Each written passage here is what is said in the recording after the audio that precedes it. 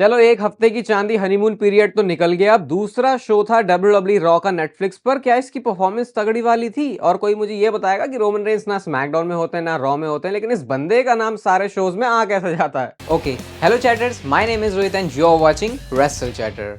आज की Monday night raw की बात करेंगे। और जैसा हमको नेटफ्लिक्स पर आने के बाद से पता था कि टाइम के बारे में कुछ ऐसा फिक्स नहीं है, तो भाई आज की रॉ 2.5 घंटे के आसपास की थी। ये अब लग रहा है कि हमको थोड़ा सा फ्लेक्सिबल होना पड़ेगा, क्योंकि हम ज्यूम करके चलते हैं कि 3 घंटे की होगी, लेकिन ऐसा नहीं होने वाला। कभी ज़्यादा भी हो सकती है, कभी कम भी। लेकिन ये थोड़ा अनएक्सपेक्टेड था कि 2.5 घंटे का शो कर दिया, सीधा 30 मिनट इन्होंने जो शो है वो काट दिया। आई थिंक 27 मिनट के आसपास काटे थे। पूरे शो के बारे में बात करेंगे, रिव्यू करेंगे भाई, तो आप इस वीडियो को लाइक कर सकते हो। सबसे पहले जो शो की स्टार्टिंग है वो होती है the best in the world CM Punk के साथ। और भाई जरा एक बात नोटिस करना अच्छे से, जब भी सीएम पंक का मैच होता है उनकी पिछली अपीयरेंस में और वो बढ़िया से जाता है, भाई सीएम पंक का मूड इतना ज्यादा खुश होता है ना कि आप उनके चेहरे पर ही देख सकते हो, उनके बोलने से पहले कि वो बंदा कितना अच्छा फील कर रहा है। उनको पता है कि उनका रॉ वाला मैच बहुत बढ़िया गया था, तो उसकी वजह से बहुत खुश थे। एसयूवी से एंट्री करते हैं, पूरा एंट्रेंस मारते हुए आते हैं, क्राउड भी उनके साथ ऑब्वियसली बहुत एक्साइटेड था। कहते हैं लास्ट वीक देखा तुमने नेटफ्लिक्स पर, रॉ में हमारा डेब्यू हुआ था और मैंने सेथ रॉलिंस को हराया था। अब वो सीधा पिछले साल के ऊपर आ जाते हैं। कहते हैं लास्ट ईयर रॉयल रंबल मेरे हिसाब से बिल्कुल भी नहीं गई थी, मैं इंजर्ड हो गया था।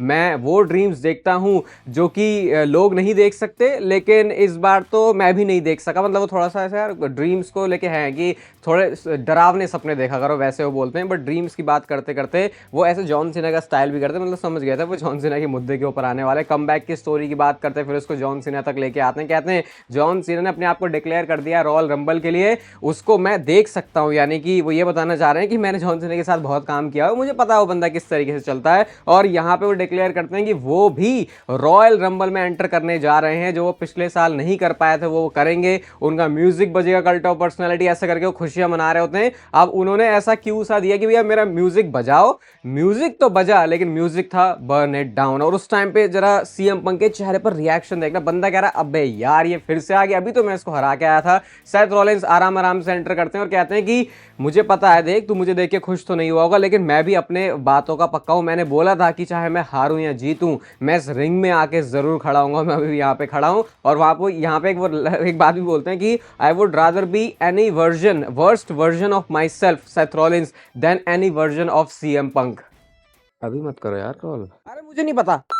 सेथ रॉलिंस कहते हैं देखिए यार मैं बहुत सारी चीजें हारा हूँ, बड़े बड़े रेसलमेनिया के मैचेस भी हारा हूँ, लेकिन तेरे से हारने में जो खटास आई है ना, जो मैंने तुझे अंडर एस्टिमेट किया है। और वो कहते हैं अब इसका बदला तो एक ही तरीके से लिया जा सकता है, जब मैं रॉयल रंबल में एंटर करूंगा तुझे मैं रोप के ऊपर से फेंकूंगा, तभी जाके मेरे मन को सेटिस्फैक्शन मिलेगी, जब मैं तेरे रेसलमेनिया के सपने को तोड़ पाऊंगा। देख रहे हो सेथ रॉलिंस अपने गोल से ज्यादा क्या सीएम पंक का गोल है और कैसे उसको वहां तक पहुंचने से रोकना है, उसके ऊपर फोकस कर रहे हैं। और इसी को कहते हैं डब्ल्यूडब्ल्यूई के अंदर पर्सनल वाली दुश्मनी। सीएम पंक कहते हैं हाँ हाँ तू मुझे पिन नहीं कर पाया ना, तो तुझे लगता है कि मेरे ऊपर जीत पाने का तरीका एक ही है, जब तू मुझे इसके ऊपर से फेंक सके। और इसके बाद एक और म्यूजिक हिट होता है, जो कि अगर सीएम पंक के अंदर थोड़े से पेशेंस बचे हुए थे तो वो भी उड़ गए। ड्रू मैकिंटायर का म्यूजिक हिट हुआ। भाई सीएम पंक के चेहरे पर फ्रस्ट्रेशन फिर से वो दिख रही थी, यार ये बंदा फिर यहाँ कहां से आ गया।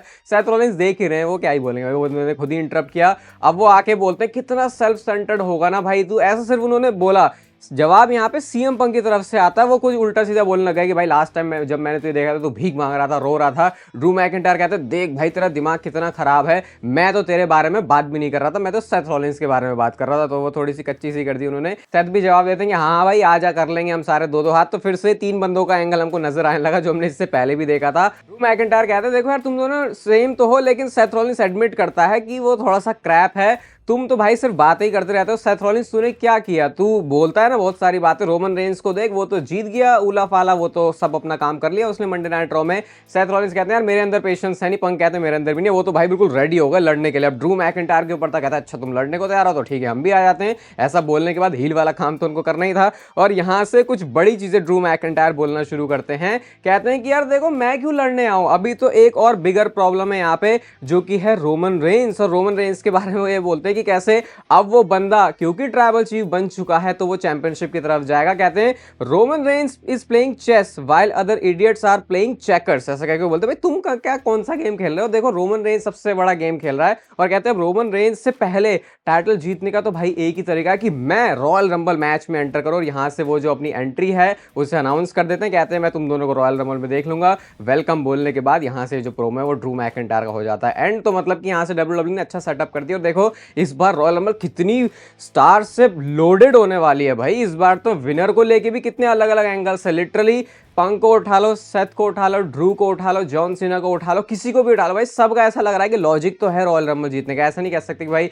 ये बंदा तो जीत ही नहीं सकता। तो यहाँ से इन्होंने जो ऑलरेडी रॉयल रंबल की हाइप है उसको बनाना शुरू कर दिया। वैसे भाई अब रॉयल रंबल दूर है भी नहीं, अब 20 दिन के अंदर अंदर से भी कम का टाइम है रॉयल रंबल को होने में। तो ये तो अचानक से लग रहा है कि बहुत जल्दी पास आ गई। कहाँ लग रहा था पहले कि यार जनवरी में नहीं है, फरवरी में, लेकिन अब ऐसा कुछ लग नहीं रहा। अच्छा टाइम डब्ल्यूडब्ल्यूई दे रही है इसको बिल्ड करने के लिए। इसके बाद शो पर आज हो जाता है डेब्यू पेंटा का। चैट गेबल आते, पेंटा के बारे में वैसे डब्ल्यूडब्ल्यूई ने खुद ही अपने शॉप पर बता दिया था, मर्चेंडाइज निकाल के, तो पता ही था।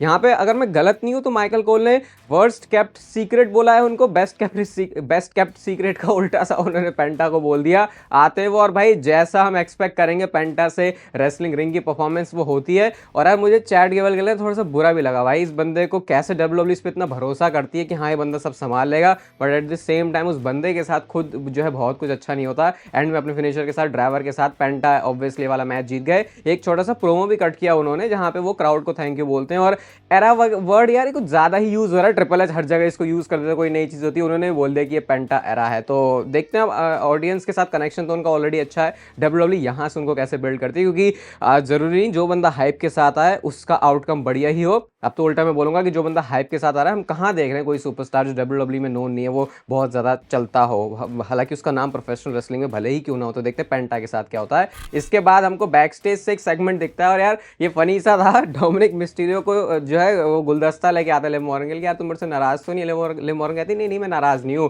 डोमिनिक फिर बाद में फिन बैलर को बोलते, देखा मेरे से तो नाराज भी नहीं है। तो फिन बैलर हंस के बोलते अभी तुझे बहुत कुछ सीखने की जरूरत है। तो शायद वो उनको रिलेशनशिप की जो लड़ाइयाँ हैं वो सब चीज़ें थोड़ी सी समझाने की कोशिश कर रहे हैं, क्योंकि थोड़ा सा एक्सपीरियंस आदमी है। फिन बैलर की एज 40 साल से ज़्यादा, बहुत सारे लोगों के बाद पता नहीं है। इसके बाद शो पर मैच आता है शेमस वर्सेस लुडविग काइजर का।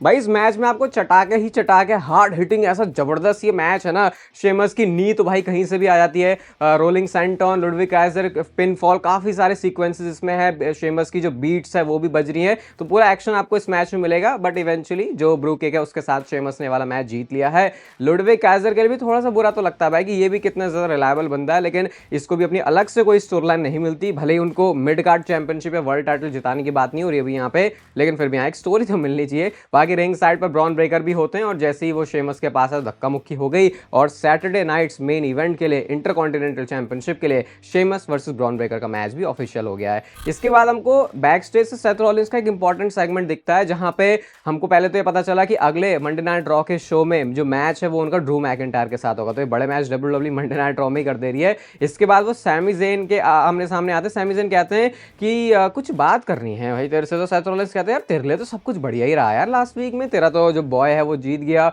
वो original tribal chief head of the table बन चुका है। अब क्या है, अब तू क्या करेगा? अब तू उसे रॉयल रंबल जितवाने मदद करेगा, क्या तू कोडी रोड्स वाला टाइटल जितवाने मदद करेगा, या ये बता तू अपनी खुद की कब मदद करने वाला है? ऐसा सेथ रॉलिंस सीधा सैमी ज़ेन को बोल देते हैं। आपको पता है सैमी ज़ेन वो बंदा है जो कि मोटिवेशनल स्पीकर बहुत है, लेकिन सेल्फ डाउट भी उसे सबसे पहले हो जाता है। तो सैमी ज़ेन की वो चीज़ भी हमें यहाँ पे साइड दिखी। और मैं बता रहा हूँ कि अगर डब्ल्यूडब्ल्यूई सही में कोई स्टोरी के हिसाब से ये ऐसे सेगमेंट्स दिखा रही है सेथ रॉलिंस और सैमी ज़ेन के, तो शायद कुछ ना कुछ इन्होंने आगे के लिए कुछ बहुत बड़ा प्लान किया होगा, अगर समझदारी से चल रहे हैं हम तो। बाकी कई बार जब मैं ऐसी चीजें सोचता हूँ कि जो बहुत ऑब्वियस है स्टोरी लाइन के हिसाब से होनी चाहिए थे, फिर डब्ल्यूडब्ल्यूई से नहीं करती, तो लगता है कि कहीं ज्यादा दिमाग लगाना वेस्ट तो नहीं जा रहा हमारा। तो वो मैं एक्सपेक्ट नहीं कर रहा, लेकिन शायद यहाँ पे कुछ हो सकता है। इसके बाद शो पर नेक्स्ट आते हैं गुंथर। और भाई मैं सही में गुंथर का वेट कर रहा था यार, कि ऐसा लग रहा है गुंथर को तो कभी से कुछ बहुत टाइम होगा उनको कुछ उनकी लाइन बोलते हुए सुना नहीं है। कहते हैं लास्ट वाला हफ्ता बहुत इंप्रेसिव रहा, लेकिन रिंग के अंदर जो भी कुछ हो रहा था वो मुझे अच्छा नहीं लगा। ये क्या चल रहा है? कोई हेड ऑफ द टेबल बनने के लिए लड़ रहा है, कोई बेस्ट इन द वर्ल्ड बनने के लिए लड़ रहा है, ये सब है क्या? कोई परवाह भी करता है इसके बारे में? गुंथर के हिसाब से तो ये मुद्दा कोई मैटर नहीं करता।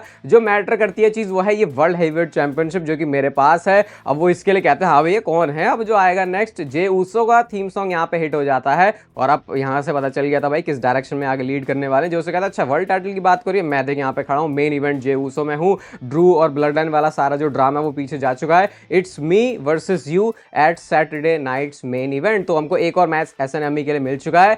गुंथर भाई बंदा चिल्का, वो पहले तो हंसे भाई जे ऊसो के भाई क्या बोल रहा भाई, ये बस सोच ले सीरियस है ना कि तू मेरे से लड़ने की बात कर रहा है? क्योंकि देख यार तू जिस तरीके का है, तेरे पास नाम के अंदर ही तो मेन इवेंट है, असली में वो प्लेस तो मैं बिलोंग करता हूँ, मैं हमेशा मेन इवेंट के अंदर रहता हूँ। कहते हैं देख तू फनी है, एंटरटेनिंग है, और मैं तुझे एक्सपोज कर दूंगा जैसी बेल बजेगी कि तू सिर्फ एक अच्छा टैग टैग टीम टैलेंट है, उससे ज्यादा तो कुछ नहीं है। ऐसा गुंथर बिल्कुल ऑनेस्टली बात कर रहे हैं जो उसके बारे में। फिर कहते हैं तू मेरे लेवल पर नहीं है, ठीक है, अगर तेरी चॉइस हो तो कर लेंगे मैच। और गुंथर ऐसा कहा कि वहां से चले जाते हैं। भाई जे ऊसो की शक्ल देखना उस मोमेंट पे, बंदा ऐसा लग रहा है कि यार मेरे साथ क्या बोल दिया यार, मेरा तो सारा जो कॉन्फिडेंस है वो ही तहस नहस हो गया यहाँ पे। लेकिन जे ऊसो अपने आप को अंदर से कलेक्ट करते, इकट्ठा करते, कहते देख मैं तेरी रिस्पेक्ट करता हूँ और अब भी मैं हर दिन सुबह उठ के यही कोशिश कर रहा हूँ कि मैं सारे लोगों की रिस्पेक्ट अर्न करूँ, और ये कोई मजाक नहीं है। मैं वर्ल्ड हेवीवेट चैंपियनशिप के लिए तेरे पिछवाड़े तोड़ने वाला हूँ SNME के अंदर। और कहते हैं ये सारे लोग जरा इस फूल को बता दो कि तुम भी इस बात पे बिलीव करते हो। 1 2 3 उन्होंने बोला, और उसके बाद जो है सारे लोग साथ में यीट भी करते हैं। तो ये मैच उन्होंने कर दिया है।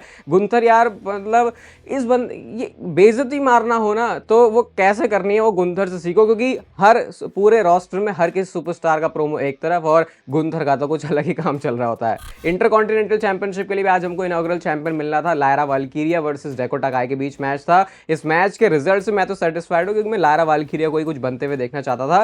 काफी छोटे मैचेस WWE ने रखे हैं आज शो पर, तो ऐसा नहीं था कि उनको मैचेस के नाम पर कुछ बहुत लंबा दिखाना है। शायद नई ऑडियंस के अभी, क्योंकि नेटफ्लिक्स पे आए तो बहुत सारे लोग को शायद आदत नहीं होगी, इसलिए छोटे मैचेस रखे। लायरा वाल्कीरिया ने अपना नाइट विंग लगा के चैंपियनशिप यहाँ पे क्राउन वो हो चुकी हैं, फर्स्ट एवर वो चैंपियन बन चुकी हैं। अब यहाँ से देखते हैं WWE मिड कार्ड डिवीजन को भी आगे कैसे लेके जाती है। इसके अलावा शो पर एक और मैच था सैमी ज़ेन वर्सेस मिस के बीच में। मिस तो भाई इस तरीके से चंगुल में फंसे हुए हैं कैरन क्रॉस के कि भाई उसको क्या ही, उसको तो एक्सप्लेन भी नहीं किया जा सकता। कुछ ज्यादा एफर्ट भी नहीं लगाना पड़ा वैसे सैमी ज़ेन को, एक ब्लू थंडर बॉम्ब फिनिशर के साथ ही वो ये वाला मैच जीत गए। शो पर आज आती है हमारी न्यू विमेंस वर्ल्ड चैंपियन रिया रिप्ली एंट्री करती है। और आज उनकी एंट्रेंस पर उनको जो बेल्ट के साथ देखा ना तो यार ऐसा लगा ओ ये भी तो कभी WWE में हुआ करता था, क्योंकि इससे पहले वही वो चैंपियन थी। ऐसा लगा तो कितनी पुरानी यादें हैं। कहती है मामी इज बैक ऑन टॉप, भूलना मत मैं रिया ब्लडी रिप्ली हूं और अब मैं सब कुछ कर दूंगी, कॉन्कर कर दूंगी, ऐसा वैसा। नाया जैक्स का थीम सॉन्ग हिट हो जाता है, आती है और सबसे पहले तो इनके ऊपर प्रेशर रहता है यही बताने का कि ये ट्रांसफर विंडो से आई है, ताकि लोग सवाल ना उठाए कि ये स्मैकडाउन की बंदी रॉ में कैसे है, रॉ का बंदा स्मैकडाउन में कैसे है। और नाया जैक्स आई थी या फिर एक शेरनी आई थी, वो आप अपने आप में डिसाइड कर लेना क्या लग रही थी वो आपको। इसके बाद वो कहती है अब मेरे को तो फिर से टाइटल की तरफ जाना है, मैं रॉयल रंबल जीतूंगी।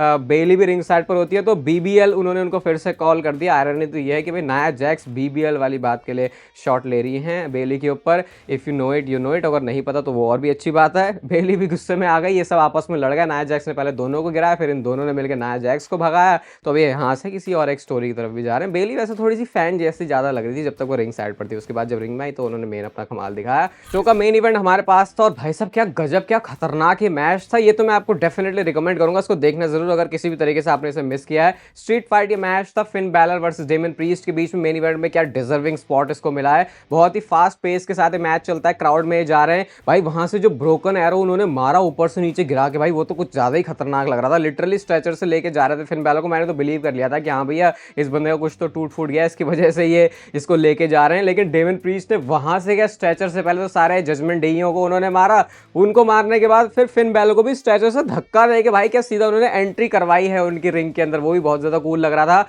चेयर शॉट से बहुत ही बुरी तरीके से भी पिटाई हुई है यहाँ पे। और भाई क्या किकआउट मारा भाई डेमन प्रीस्ट ने, जजमेंट डे के सारे लोगों ने डेमन प्रीस्ट को मारा। कूल डे ग्रास फिनिशर के ऊपर भी जो किकआउट किया भाई, लिटरली लग रहा था वहां पे फिन बैलर जीत सकते हैं। चेयर के भी क्या स्पॉट थे, बिल्कुल गर्दन में पहना दी फिन बैलर ने और उसी के साथ काउंटर कर दिया उन्होंने साउथ ऑफ हेवन में। चेयर पहनी है लॉन्डे ने अभी और उसी के साथ उन्होंने जो है अपना फिनिशर भी लगा दिया। इसके बाद जो है भाई ये रिंग साइड पे भी जा रहे हैं, टेबल के ऊपर ही कूल डे ग्रास उन्होंने हिट कर दी, बैरिकेड के थ्रू तोड़ फोड़ रहे फिन बैलर को, सब कुछ हो रहा है। और एंड में रेजर्स एज उन्होंने पहले मारा टेबल के ऊपर, देन रिंग में लेके जाते हैं, साउथ ऑफ हेवन फिनिशर लगाया और डेमन प्रीस्ट ने पिन कर दिया फिन बैलर को। एक तगड़े मैच में फिन बैलर के लिए बुरा लगा, लेकिन भाई डेमन प्रीस्ट एक स्टार डेफिनेटली WWE ने जरूर बना दिया। आज के शो को अगर मैं रेट करूं तो मैं 4.25 स्टार की इसको रेटिंग दूंगा। मेन इवेंट वाला मैच और ओपनिंग सेगमेंट तो भाई मुझे कुछ ज्यादा ही खास पसंद आया। बाकी अगर आपको ये वीडियो थोड़ी सी भी पसंद आई भाई तो इसे लाइक कर दो, चैनल को सब्सक्राइब कर दो ऐसे और WWE से रिलेटेड कंटेंट के लिए। और तब तक पे लेते रहो जिंदगी के मजे।